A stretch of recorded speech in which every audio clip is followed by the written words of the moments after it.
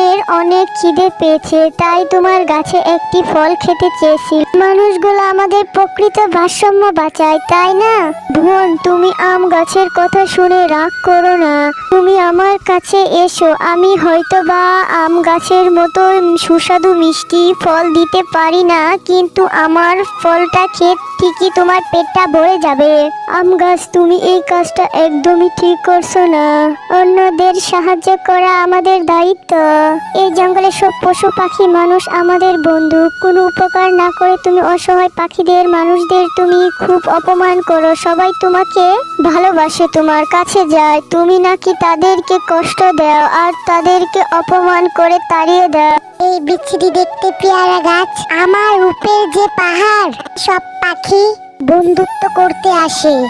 না, এই জঙ্গলের সবচেয়ে সুন্দর গাছটাই আমার গাছের ফলগুলো আর থেকে বেশি সুন্দর। কি স্বাদ কোনো ফলে নাই, জন্য সবাই আমার কাছে আসে। বিশ্রী পেয়ারা গাছ। তোমার রূপের এত অহংকার ভালো না বন্ধু।